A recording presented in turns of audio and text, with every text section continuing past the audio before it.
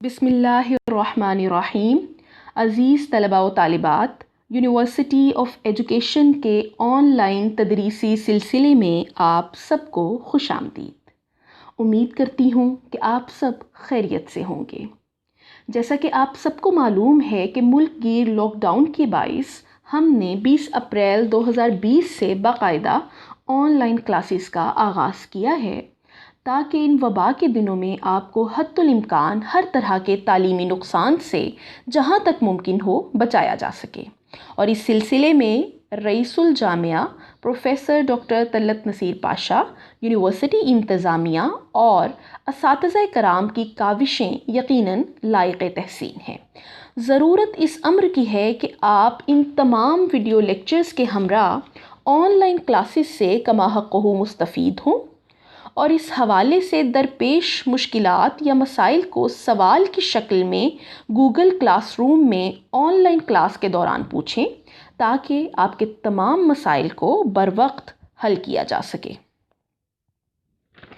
अज़ीज़ तलबा व तालिबात, जैसा कि आपके इल्म में है कि ये लेक्चर एम.ए. उर्दू साल दोम के इख्तियारी मज़मून उर्दू क़वाइद व इंशा का 8वां लेक्चर है, जिसमें हम इसमें मारिफ़ा की तीसरी किस्म यानी इसमें इशारा के बारे में पढ़ेंगे। जैसे कि आप इस खाके में भी देख सकते हैं कि मैंने इसमें इशारा को हाईलाइट किया है, क्योंकि आज हम इसी का मुताला करेंगे। ताहम अपने सबक या लेक्चर के बाकायदा आगाज़ से पहले इस बात का इयादा ज़रूरी है कि हमने अपने गुज़िश्ता लेक्चर्स में मानी के लिहाज से इसम की 2 अक़साम यानी इसमें मारिफ़ा और इसमें नकिरा पर बात की, और फिर इसमें मारिफ़ा की 5 ज़ैली अक़साम यानी इसमें अलम, इसमें ज़मीर, इसमें इशारा, इसमें मौसूल और इसमें मुनादा का तज़किरा किया, जैसे कि आप पेश करदा खाके में भी देख सकते हैं। इसके बाद एक लेक्चर में हमने इसमें मारिफ़ा की पहली किस्म यानी इसमें अलम और उसकी ज़ैली अक़साम यानी ख़िताब, लक़ब, तख़ल्लुस, उर्फ़ और कुनियत के बारे में जाना। आप इस खाके में देखिए जो मैंने इयादे के तौर पर आपके सामने रखा है। हमने इन 5 जो अक़साम थी इसमें अलम की, उनके बारे में जाना, जबकि अगले कुछ लेक्चर्स में इसमें मारिफ़ा की दूसरी किस्म इसमें ज़मीर और उसकी 7 ज़ैली अक़साम पर फ़र्दन रोशनी डाली गई। और यूँ हमने इसमें ज़मीर के तहत उसकी अक़साम ज़मीर शख़सी, ज़मीर मौसूला, ज़मीर इशारा, ज़मीर इस्तिफ़हामिया, ज़मीर तनकीरी, ज़मीर ताकीदी और ज़मीर सिफ़ती के बारे में तफ़सीली गुफ्तगू की। इसके साथ साथ ज़मीर मौसूला, इसमें मौसूल, ज़मीर इस्तिफ़हामिया, इसमें इस्तिफ़हाम, ज़मीर इशारा और इसमें इशारा के हवाले से कुतुब क़वाइद में पाए जाने वाले तनव्वु को भी आपके गोश गुज़ार किया। लिहाजा हमारा आज का लेक्चर इसी तसलसल में है, जिसमें हम इसमें मारिफ़ा की तीसरी किस्म यानी इसमें इशारा के बारे में जानेंगे। तो चलिए लेक्चर शुरू करते हैं और देखते हैं कि इसमें इशारा से क्या मुराद है। वो इस्म जो किसी चीज़, शख्स या जगह की तरफ इशारा करने के लिए बोला जाए और किसी इस्म की दूरी या नज़दीकी हम पर ज़ाहिर करे, इस्तिलाह में इसमें इशारा कहलाता है। गोया ये वो इस्म है जिससे किसी शख्स या चीज़ की तरफ इशारा किया जाता है। यानी आप देखिए कि जब हम किसी ऐसे इस्म को इस्तेमाल करें जो इशारे के लिए इस्तेमाल किया जाए, तो यकीनन उसको इसमें इशारा कहा जाएगा। आगे इसमें इशारा जो ज़्यादा मारूफ़ अस्माए इशारा हैं वो आपके सामने स्लाइड पर मौजूद हैं। ये, वो, इस, उस, इन, उन वग़ैरह जो हैं ये चंद अस्माए इशारा हैं। पेश करदा तारीफ़ और इसमें इशारा की वजाहत के लिए ये जो मिसालें आपके सामने हैं, ये देखिए। ये किताब मेरी है और वो कापी तुम्हारी है। उस जानवर की आवाज़ दिलकश है। इन जुमलों में ये जो 2 ऊपर के जुमले हैं, इनमें ये, वो और उस अस्माए इशारा हैं और किताब, कापी और जानवर की दूरी और नज़दीकी को हम पर ज़ाहिर कर रहे हैं। मज़ीद मिसालें देखिए। ये लड़का ज़हीन है, वो घोड़ा मेरा है। इन मिसालों में ये और वो इसमें इशारा है। इसी तरह ये मिसालें देखिए। ये किताब, वो मेज़, ये साइकिल, वो लड़का। अब आप देखिए कि जो तमाम मिसालें हैं इसमें जो मैंने काली रोशनाई से जिन अल्फाज को हाईलाइट किया है, असल में वो तमाम अस्माए इशारा की मुख्तलिफ़ सूरतें हैं, ये मुख्तलिफ़ हालतें हैं, यानी ये वो उस वग़ैरह। तो ये तमाम जो हैं ये इशारा करने की गरज से यहाँ पर इस्तेमाल किए गए हैं जी। इसमें इशारा के बाद, यानी इसमें इशारा की तारीफ़ जानने के बाद, अब हम देखते हैं कि मुशारुन इलैहि किसे कहा जाता है। तो आपने ये जाना कि इस्म की दूरी या नज़दीकी को ज़ाहिर करने के लिए जो कलिमात या अस्मा इस्तेमाल किए जाएं उन्हें अस्माए इशारा कहते हैं, जबकि जिस शख्स या चीज़ की तरफ इशारा किया जाए वो मुशारुन इलैहि कहलाता है। यानी एक तो हमें वो अस्माए इशारा इस्तेमाल किए जो कि इशारा करने की गरज से इस्तेमाल किए गए, ये वो इस उन उस वग़ैरह, जबकि जिस चीज़ की तरफ इशारा करने के लिए हमने वो अस्मा इस्तेमाल किए उसको इस्तिलाह में मुशारुन इलैहि कहा जाता है। मुशारुन इलैहि का मफ़हूम ही ये है कि जिसकी तरफ इशारा किया जाए। दूसरे लफ्ज़ों में वो इस्म जिससे किसी शख्स या चीज़ की तरफ इशारा करें, इसमें इशारा, जबकि जिसकी तरफ इशारा किया जाए उसको मुशारुन इलैहि कहते हैं। मुशारुन इलैहि अक्सर इसमें नकीरा होता है जो इसमें इशारा के सबब मुअय्यन या मारिफा हो जाता है, यानी इशारे की वजह से इसमें खुसूसियत पैदा हो जाती है, इसलिए अगर ये इसमें नकीरा भी हो तो इसमें मारिफा बन जाता है। इस सिलसिले में आप दोबारा वापस जाइए और देखिए कि ये हमने जो मिसालें पेश की हैं इन सब में आप देखिए अमूमन ऐसा होता है कि मुशारुन इलैहि नकरा होता है, कभी मारिफा भी हो सकता है इन सब मिसालों में। लेकिन आप देखिए कि जितने भी मुशारुन इलैहि इस्तेमाल किए गए हैं वो तमाम के तमाम नकीरा हैं। जैसे किताब, कोई सी भी किताब हो सकती है, कापी भी कोई सी भी कापी हो सकती है, जानवर, लड़का, घोड़ा, मेज़, साइकिल, ये तमाम नकीरा थे, लेकिन जब हमने इनके साथ अस्माए इशारा लगा दिए तो वो मुअय्यन हो गए, मखसूस हो गए और अस्माए मारिफा बन गए। ठीक है, इसकी मज़ीद वजाहत के लिए अगली मिसाल ये भी देखिए कि ये लड़का खूबसूरत है। अब हमने इसमें इशारा की तारीफ़ पढ़ी और मुशारुन इलैहि के बारे में जाना। अब आप बासानी देख सकेंगे कि इसमें ये जो है ये इसमें इशारा है और लड़के की तरफ चूँकि इशारा किया जा रहा है लिहाजा लड़का जो है वो मुशारुन इलैहि है। दोबारा सुन लीजिए कि इस जुमले में ये इसमें इशारा और लड़का मुशारुन इलैहि है। जैसा कि आप देख सकते हैं कि लड़का इसमें नकिरा है, ताहम इसमें इशारा के इस्तेमाल के बाइस चूँकि ये मुअय्यन और मखसूस हो गया है लिहाजा इसमें मारिफा बन गया है। पेश करदा जुमलों से इसमें इशारा और मुशारुन इलैहि की मज़ीद वजाहत हो जाएगी। ये किताब है, वो कुर्सी है, वो आदमी मोटा है, ये घोड़ा चुस्त है। इन जुमलों में ये और वो अस्माए इशारा हैं, जबकि किताब, कुर्सी, आदमी और घोड़ा मुशारुन इलैहि हैं, यानी वो अस्मा हैं जिनकी तरफ इशारा किया गया है। और आप गौर करें तो ये तमाम नकिरा हैं, यानी आम अस्मा हैं, जबकि इसमें इशारा ने इन्हें ख़ास कर दिया है और यूँ इसमें इशारा के बाइस ये अस्माए मारिफा बन गए हैं। तो इसमें इशारा और मुशारुन इलैहि के बारे में जानने के बाद अगर हम इसमें इशारा की मुख्तलिफ़ हालतों के बारे में जानना चाहें तो थोड़ी सी इस पर गुफ्तगू करेंगे हम। मुख्तलिफ़ हालतें आपने ज़माइर की ज़ैल में भी पढ़ी, आप बहुत अच्छे से ज़मीर शख्सी, ज़मीर मौसूला की हालतों के बारे में जानते हैं और ये भी जानते हैं कि फ़ाइली हालत, मफ़ूली हालत और इज़ाफ़ी हालत से क्या मुराद है। तो आप अपनी वो गुज़िश्ता याद को और उस जो आपकी सोच में है फ़ाइल और मफ़ूल और इजाफ़त के बारे में उसको ताज़ा कीजिए, तो यकीनन आपके लिए इसमें इशारा की हालतों के बारे में जानना भी बहुत आसान हो जाएगा। तो तलबा व तालिबात, बुनियादी तौर पर अस्माए इशारा दो हैं, यानी ये और वो, ये करीब के लिए और वो बईद या दूर के लिए। ताहम आगे इनकी कई हालतें हैं, जैसे ये की मुख्तलिफ़ हालतें आप देखिए मैंने लिखी हैं, इस और इन, ये की मुख्तलिफ़ हालतें हैं। इसी तरह वो की मुख्तलिफ़ हालतें उस और उन वग़ैरह भी हैं। तो यूँ हम देखते हैं कि बुनियादी अस्माए इशारा दो, यानी ये और वो हैं, और आगे उनकी हालतें हैं जिनमें मौके की मुनासिबत से रद्दोबदल होता रहता है। जैसे ने को और का वग़ैरह आने से ये इसमें बदल जाता है और वो उसमें। इसी तरह इन इसकी जमा है और उन उसकी जमा है। गोया बाज़ हालतों में ये इस और इन से बदल जाता है और वो उस और उन से बदल जाता है। जैसे इस आदमी ने उन बच्चों को मारा, इन लड़कों ने उस शख्स का घर लूट लिया। इन जुमलों में इस, इन, उन और उस ये अस्माए इशारा की मुख्तलिफ हालतें हैं। आप देखिए कि इस और इन जो है ये दरअसल ये की आगे मुख्तलिफ हालतें हैं, जबकि उन और उस जो है ये आगे वो की मुख्तलिफ हालतें हैं।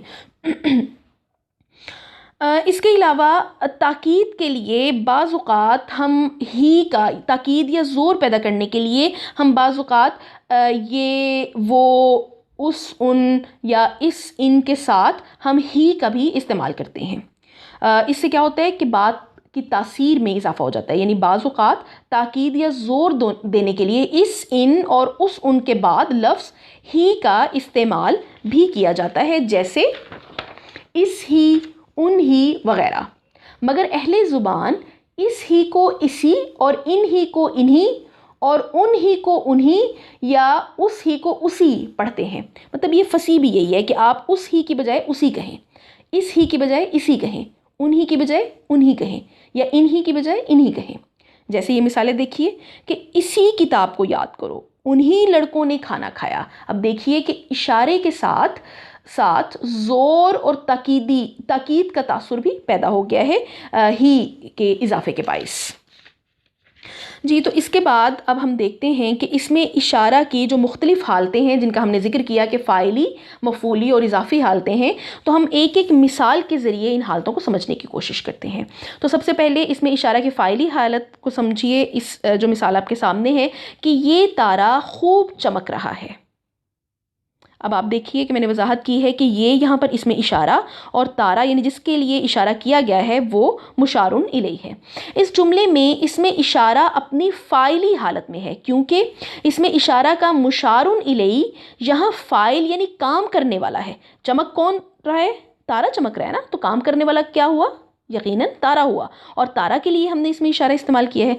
तो यानी तारा चमक रहा है, गोया काम कर रहा है और फ़ाइली हालत में है। लिहाजा हम कह सकते हैं कि इस मिसाल में इसमें इशारा अपनी फ़ाइली हालत में है। जी, तो आगे बढ़ते हैं और देखते हैं कि इसमें इशारा की हालत मफ़ूली कौन सी है। तो इसकी इस हवाले से मिसाल देखिए कि अहमद इस कलम से लिखेगा। अब आप देखिए कि इस जो है यहाँ पर इसमें इशारा जो कि कलम मुशारुन इलैहि के लिए इस्तेमाल किया गया है। तो इस जुमले में इसमें इशारा अपनी मफ़ूली हालत में है, क्योंकि इस पर काम हो रहा है। यानी फ़ाइल अहमद, लिखना फ़ेल, इस कलम मफ़ूल से कर रहा है। ठीक है, अहमद जो है वो फ़ाइल है क्योंकि वो लिख रहा है ना, तो वो काम कर रहा है, और वो काम क्या कर रहा है? लिख रहा है। जबकि किससे, किस पर काम कर रहा है, किससे काम हो रहा है? वो कलम से काम हो रहा है। लिहाजा हम देख, और कलम के लिए हमने इसमें इशारा इस्तेमाल किया इस, तो हम देखते हैं कि यहाँ पर इस कलम जो है ये मफ़ूल है। गोया इस कलम मफ़ूल है, तो हम क्या कह सकते हैं कि यहाँ जो इसमें इशारा है वो अपनी मफ़ूली हालत में है।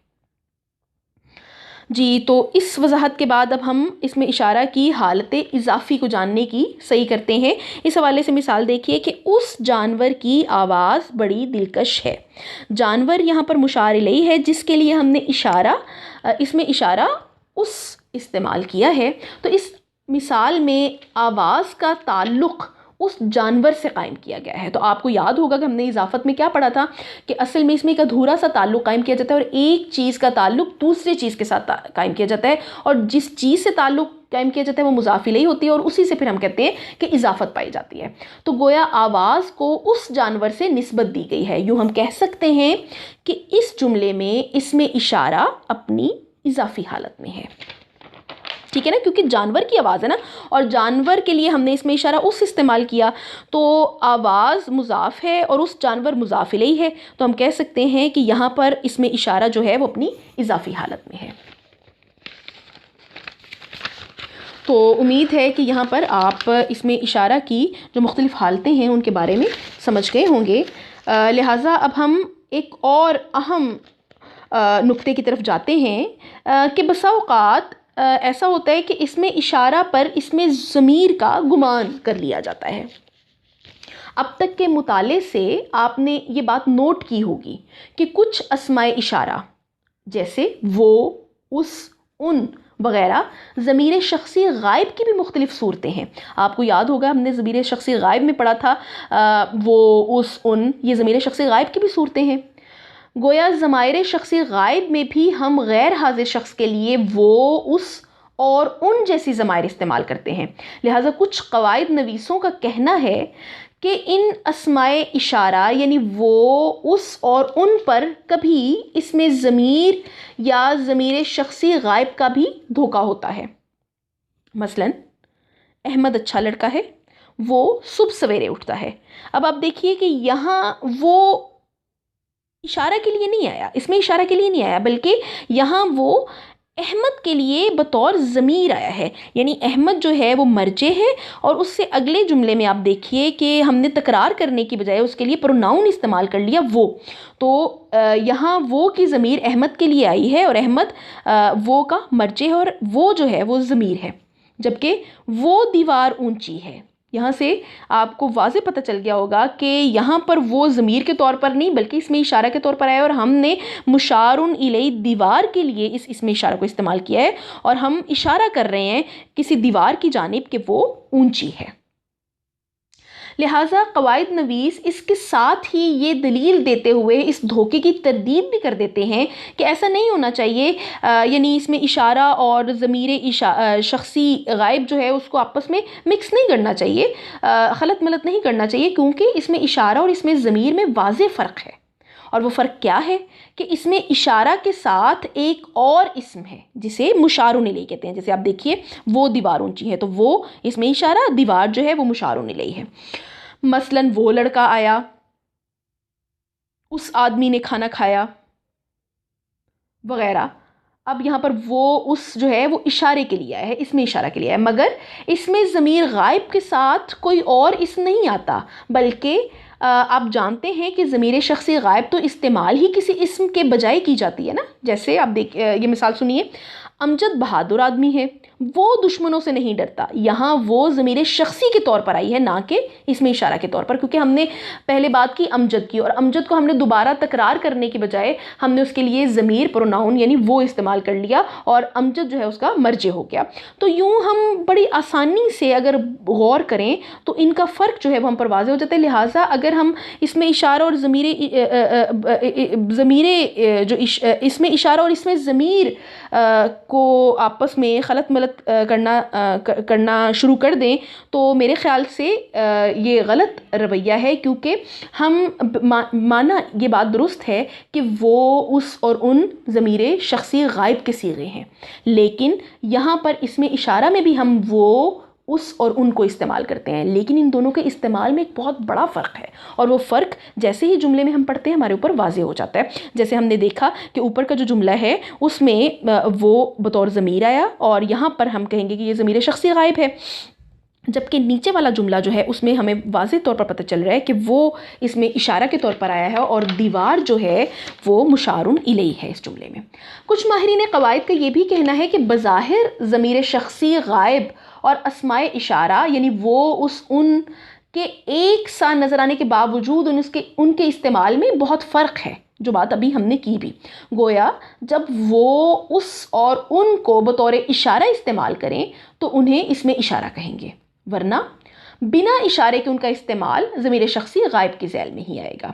खैर, ये फ़र्क तो आप पर जुमला देखते और पढ़ते ही वाज़े हो जाएगा कि कहाँ वो, उस और उनका इस्तेमाल बतौर इसमें इशारा हुआ है और कहाँ बतौर ज़मीर शख्सी गायब। जैसे कि आपने ये दो जुमले पढ़े और यकीनन आप पर फिलफौर ये वाज़े हो गया होगा कि ऊपर वाला जुमला ज़मीर शख्सी गायब का है, जबकि नीचे वाला जुमला जो है वो इसमें इशारा उसमें इस्तेमाल किया गया है। तो जनाब, अब हम मज़ीद आगे चलते हैं और इसमें इशारा की मुख्तलिफ़ अक़साम या हिस्सों की तरफ मतवज्जो होते हैं। हमने अभी तक इसमें इशारा के बारे में जान लिया, मुशारुन इलैहि के बारे में जान लिया, और जो कोई गुमान किया जाता है इसमें ज़मीर और इसमें इशारा के बारे में उसको भी हमने रफ़ा कर लिया। तो अब हम देखते हैं कि इसमें इशारा जो है उसकी दो अक़साम हैं या दो हिस्से हैं। नंबर 1 इशारा क़रीब और नंबर 2 इशारा बईद। इससे पहले कि हम इन दोनों किस्मों की बाकायदा तारीफ़ात करें, पेश करदा जुमलों को बगौर पढ़िए, ये आपको इसमें इशारा को समझने में मददगार साबित होंगे। ये कपड़ा महंगा है, वो कपड़ा सस्ता है। ये लड़के चुस्त हैं, वो लड़के सुस्त हैं। इस किताब को पढ़ो, उस किताब को पढ़ो। इन फूलों का रंग शोख है, उन फूलों का रंग फीका है। इन जुमलों को पढ़ने के बाद आपकी तवज्जो सबसे पहले किस तरफ गई है?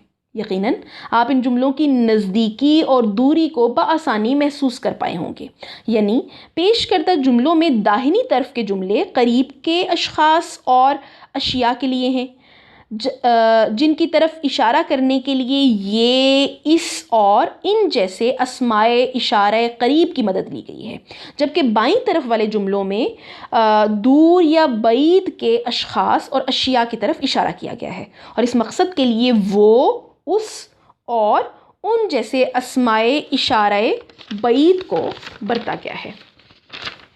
तो अब इन मिसालों के बाद ज़रा इन तारीफ़ात को भी देख लीजिए कि इसमें इशारा से मुराद ये है कि जब किसी नज़दीक रखी हुई चीज़ की तरफ इशारा किया जाए, यानी जब इसमें इशारा से मुशारुन इलई करीब हो, वो इशारे करीब कहलाता है। दूसरे लफ्ज़ों में जो लफ्ज़ नज़दीक के इशारे के लिए इस्तेमाल हो, इशारे करीब है।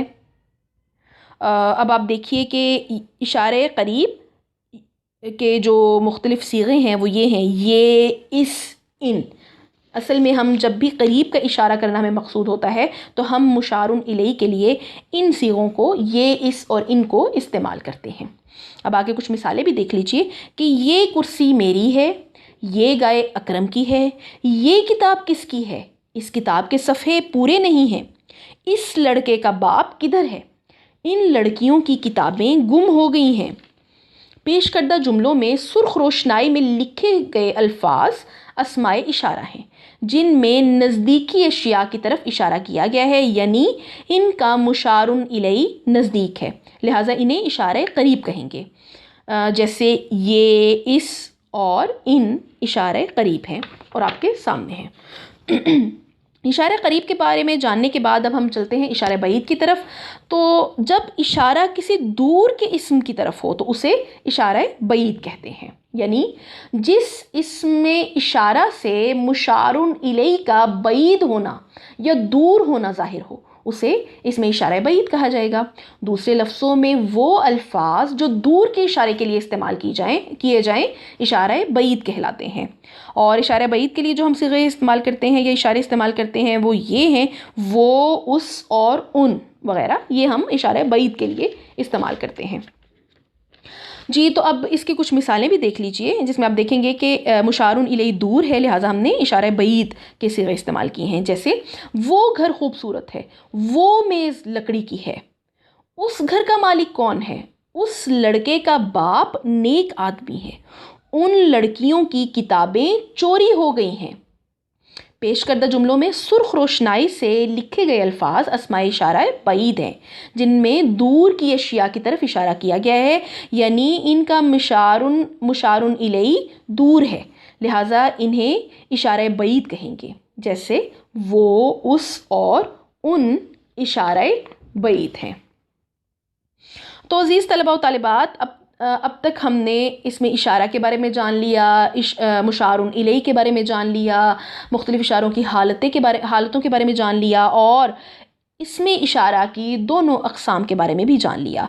तो इससे पहले कि हम आगे बढ़ें, इयादे के तौर पर गुज़िश्ता तमाम गुफ्तगू को जामियत के साथ इस तारीफ़ में समेटा जा सकता है। जो आपके सामने तारीफ़ है, जो पीछे हमने सारा पढ़ा है, वो सारा आप इस तारीफ़ में जामियत के साथ देख सकेंगे। इसमें इशारा वो इस्म है जो किसी चीज़, शख्स या जगह की नज़दीकी या दूरी को ज़ाहिर करे। सबसे पहले तो हमने वो बात, यानी इसमें इशारा की तारीफ़ इसमें देख ली। उसके बाद अब हम देखते हैं कि उससे अगले नुक्ते की तरफ हम जाते हैं, यानी जिसकी तरफ इशारा हो उसे मुशारुन इलई कहते हैं। ठीक है, अब दूसरी बात हमने ये जानी कि जिस चीज़ को इशारा करने के लिए हम इसमें इशारा का इस्तेमाल करते हैं या उसकी तरफ इशारा करने के लिए इसमें इशारा का इस्तेमाल करते हैं, उसे इस्तिलाह में मुशारुन इलई कहा जाता है। उससे अगला नुक्ता देखिए कि करीब की चीज़ के लिए इशारा करीब और दूर की चीज़ के लिए इशारा बईद है। ठीक है, अब ये तीसरा नुक्ता हमने जाना कि इशारे की दो अक़साम हैं। इसमें इशारा की दो अक़साम हैं, एक इशारा करीब और इशारा बईद। और करीब की चीज़ के लिए इशारे करने को हम इशारा करीब कहेंगे और दूर की चीज़ के लिए इशारा करने को इशारा बईद कहेंगे। अगला नुक्ता यानी चौथा नुक्ता देखिए कि इशारा करीब के लिए इस, इन, ये, यही के अल्फाज इस्तेमाल होते हैं, जबकि इशारा बईद के लिए उस, उन, वो, वही के अल्फाज इस्तेमाल होते हैं। ठीक है, तो अब ये भी नुक्ता आपने जान लिया कि कौन कौन सी हालतें जो हैं वो करीब और दूर के इशारों के लिए हम इस्तेमाल करेंगे इसमें इशारा की। जी तो अज़ीज़ तलबा व तालिबात, आपने यहाँ तक जो है वो इसमें इशारा के बारे में मिसालों के ज़रिए समझ लिया और जान लिया। उम्मीद है कि आप पर इसमें इशारा वाज़े हो चुका होगा, जो इसमें मारिफ़ा की तीसरी किस्म है।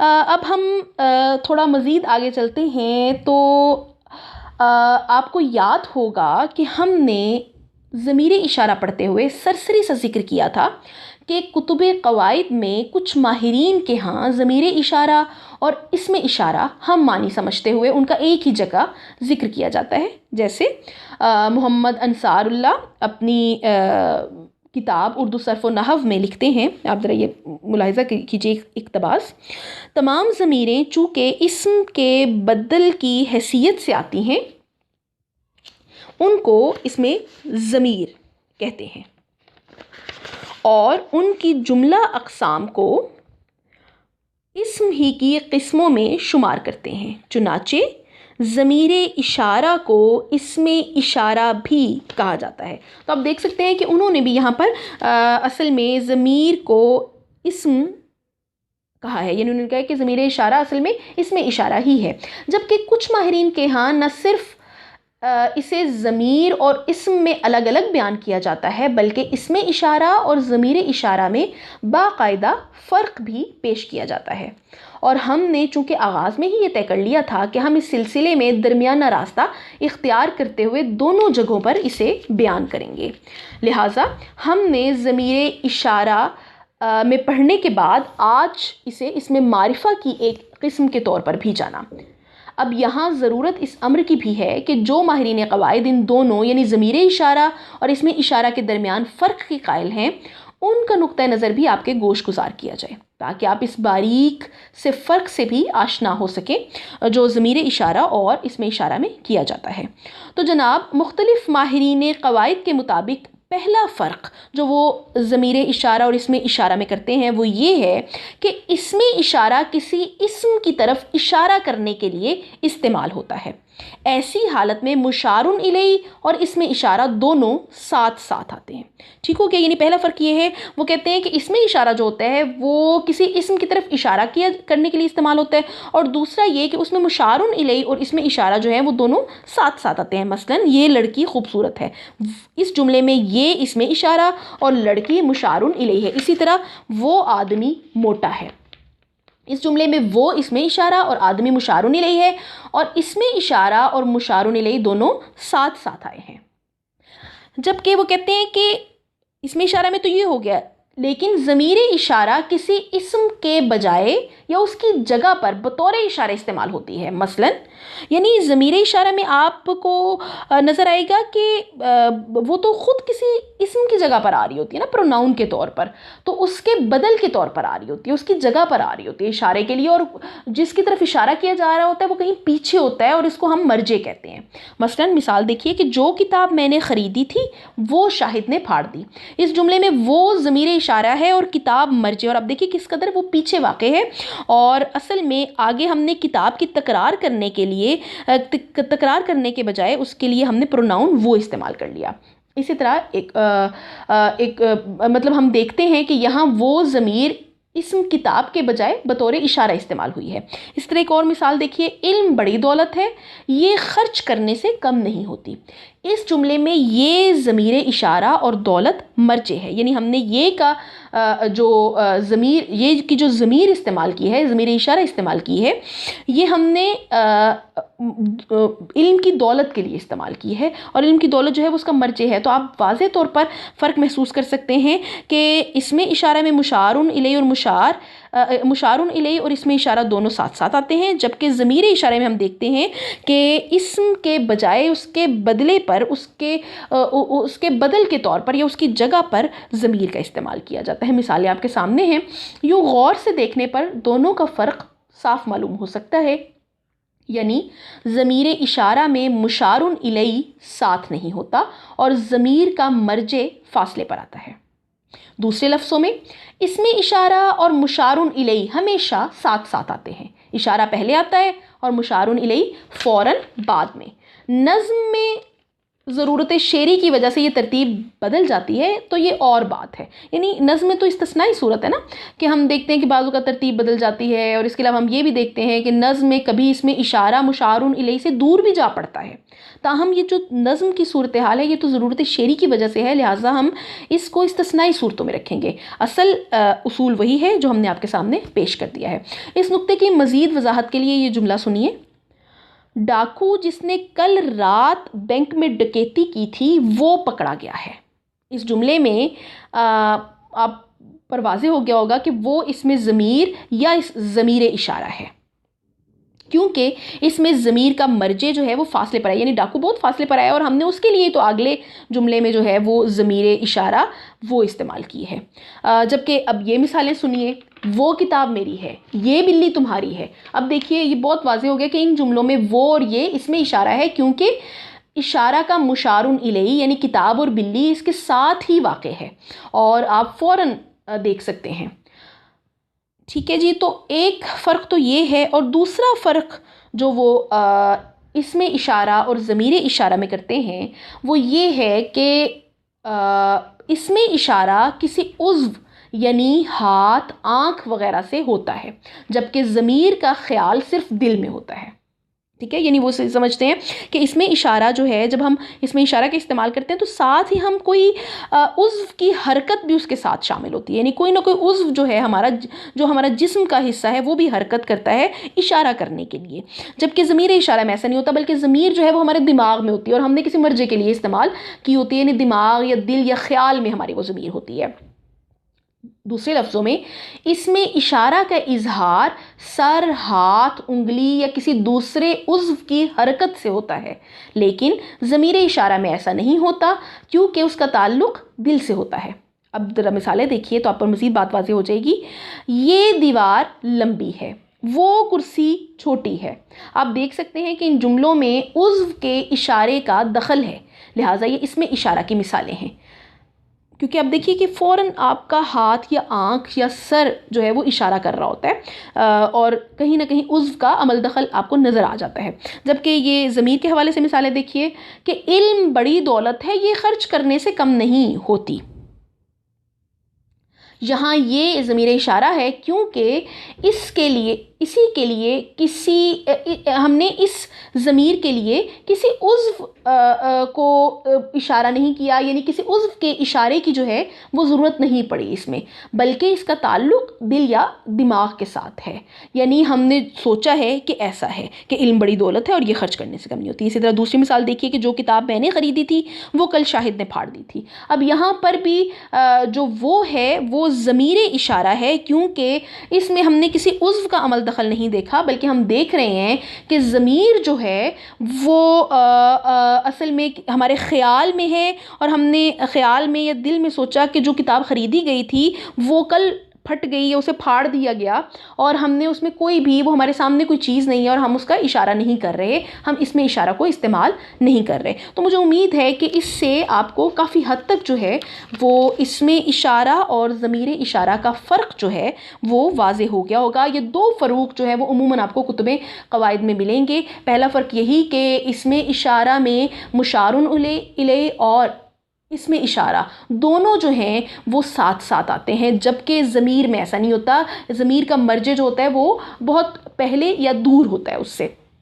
जबकि दूसरा फ़र्क हमने ये पढ़ा कि जो इसमें इशारा है उसमें हमेशा कोई उज़्व की हरकत भी उसके साथ होती है या उज़्व की हरकत का जो अमल दखल है वो भी उसमें नज़र आता है। जबकि ज़मीर इशारा में ऐसा नहीं होता, बल्कि ज़मीर इशारा में हमारे ज़मीर इशारा का ताल्लुक़ हमारे ख़्याल या हमारे दिमाग या दिल के साथ होता है। अच्छा, यहाँ पर एक इस्तिस्नाई सूरत है, तो जाते जाते मेरा ख़्याल है कि हम उस इस्तिस्नाई सूरत को भी ज़रूर जान लें ताकि कोई इबहाम बाकी ना रहे कि कुछ कुतुब में मुशारुन इलैहि की मौजूदगी को इसमें इशारा के लिए लाजमी करार दिया गया है। जैसे तहज़ीबुल क़वाइद में है कि मुशारुन इलैहि हमेशा इसमें इशारा के साथ आता है, लेकिन आप देखेंगे कि जब करीना पाया जाए या बाज़ औक़ात ऐसी सिचुएशन, ऐसी सूरत हाल बन जाती है कि मुशारुन इलैहि हमारे सामने मौजूद है, तो हम ज़रूरी नहीं है कि उसका इजहार भी करें या उसका नाम भी लें। तो बाज़ औक़ात ऐसा होता है कि मुशारुन इलैहि अगर सामने मौजूद हो या हाजिर हो तो हम मुशारुन इलैहि को नहीं अपने जुमले में लाते, बल्कि सिर्फ इसमें इशारा को इस्तेमाल कर लेते हैं। जैसे हमारे सामने मुख्तलिफ लड़के लड़कियां मौजूद हैं तो हम कह सकते हैं ये अच्छा है, ये बुरा है, या मुख्तलिफ रंग के कपड़े पड़े हुए हैं तो हम कहते हैं ये काला है, ये पीला है, ये नीला है। ठीक है, तो अब आपने देखा कि हमने यहाँ पर ना उन लड़के लड़कियों का यानी मुशारुन इलैहि का जिक्र किया, ना ही उन कपड़ों का जिक्र किया। हमने ये नहीं कहा कि ये कपड़ा काला है, ये कपड़ा नीला है, हमने ये नहीं कहा कि ये लड़का अच्छा है या ये लड़की बुरी है, बल्कि हमने चूँकि वो हमारे सामने मौजूद थे तो हमने इन जुमलों में मुशारुन इलैहि को हज़फ कर दिया और सिर्फ इसमें इशारा का इस्तेमाल किया। तो गोया हमने जो पहला फ़र्क इसमें इशारा और ज़मीर इशारा का पढ़ा था, और जो मुख्तलिफ साहिबे कुतुबे क़वाइद जो करते भी हैं वो फ़र्क ज़मीर इशारा और इसमें इशारा में, वो तो फिर इसका मतलब है लाजमी नहीं ठहरता। और हम देखते हैं कि अक्सर कभी कभी वो फ़र्क जो है यानी इसमें इशारा और मुशारुन इलैहि इकट्ठे आते हैं, साथ साथ आते हैं, वो बाज़ औक़ात हज़फ भी हो जाता है और हम देखते हैं कि अकेला इसमें इशारा भी आ रहा होता है। तो उस फ़र्क में आपको ये इस्तिस्नाई सूरत नज़र आएगी। ताहम जो दूसरा फ़र्क है वो हर हाल मौजूद रहता है, और वो दूसरा फ़र्क क्या है कि इसमें इशारा के साथ कोई ना कोई उज़वी हरकत जो है वो उसका दखल होता है, जबकि ज़मीर इशारा में ऐसा नहीं होता, बल्कि ज़मीर इशारा जो होता है उसको हम ख़याल में या दिल में रखते हैं और उसका ताल्लुक जो है वो दिमाग या ख़याल या दिल के साथ होता है। तो पहला फ़र्क अगर कभी इस्तिस्नाई सूरत आ भी जाए तो दूसरा फ़र्क जो है वो बहरहाल हमारे सामने रहता है। तो अज़ीज़ तलबा व तालिबात, आज आपने इसमें इशारा के बारे में जाना, इसमें इशारा की मुख्तलिफ़ इक़साम के बारे में, उसकी हालतों के बारे में जाना, मुशारुन इलैहि के बारे में आपने पढ़ा, मुख्तलिफ़ जो है इस हवाले से आपने उसकी मिसालें देखी, और मुझे उम्मीद है कि आप इसमें इशारा के बारे में बेहतर अंदाज से समझ गए होंगे। लिहाजा अब हम अपने लेक्चर के अख्ताम पर इसमें इशारा के हवाले से मुख्तलिफ़ सरगर्मियाँ जो मैंने रखी हैं उनको देखते हैं। जो पहली सरगर्मी है इसमें इशारा के हवाले से, इसमें मैंने कुछ जुमले लिखे हुए हैं। इन जुमलों में से आपने करना ये है कि इसमें इशारा करीब और इसमें इशारा बईद को अलग अलग करना है। ठीक है, जो इशारा करीब के होंगे उनको अलग कर दीजिए उन जुमलों को, जो इशारा बईद जिनमें इस्तेमाल होगा उन जुमलों को अलग कर दीजिए जी। तो इससे अगली सरगर्मी जो है ये भी दिलचस्प और आसान है। इसमें आपने ये करना है कि जो जुमले दिए गए हैं इनमें से मुशारुन इलैहि और इसमें इशारा को अलग अलग करना है। ठीक है, तो जुमलों में से नीचे जदवल भी दिया गया है, आप भी इस तरह का जदवल बना सकते हैं, और आप इस तरह से कीजिएगा कि जो एक जुमले में इसमें इशारा होगा उसको अलग लिख दीजिए, और उसमें जिसके लिए वो इशारा इस्तेमाल किया गया हो यानी मुशारुन इलैहि जो होगा उसको अलग लिख दीजिए। इस सरगर्मी के बाद आखिर में आप देखिए कि ख़ुद आजमाई के तौर पर मुख्तसरुल जवाबी सवालात पेश किए गए हैं। ये तमाम वही सवालात हैं जो आज के लेक्चर में हमने पढ़ा है, यानी इसमें मारिफा की किस्म, इसमें इशारा के मुताल्लिक ही ये सवालात हैं और आज के लेक्चर से मुताल्लिक हैं। लिहाजा जब आप आज का लेक्चर बहुत अच्छे तरीके से समझ लें तो आपको चाहिए कि ये तमाम सरगर्मियाँ आप साथ ही कर लीजिए। तो अज़ीज़ तलबा व तालिबात, इसके साथ ही हमारा आज का लेक्चर भी इख्तिताम को पहुंचता है, जिसमें आपने तफसील के साथ इसमें मारिफा की तीसरी किस्म यानी इसमें इशारा के बारे में जाना। कोशिश कीजिए कि लेक्चर में शामिल सरगर्मियों को लेक्चर के इख्तिताम पर ही हल कर लीजिए और इस हवाले से दरपेश मुश्किलात को ऑनलाइन क्लास में बयान कीजिए ताकि इन्हें दूर किया जा सके। हमारा अगला लेक्चर इंशाअल्लाह इसमें मारिफा की अक़साम का इख्तितामी लेक्चर होगा, जिसमें हम इसमें मारिफा की बकिया दो अक़साम यानी इसमें मौसूल और इसमें मुनादा के बारे में जानेंगे। तब तक के लिए इजाज़त दीजिए। आपकी समाअतों का बेहद शुक्रिया। अल्लाह हाफ़िज़।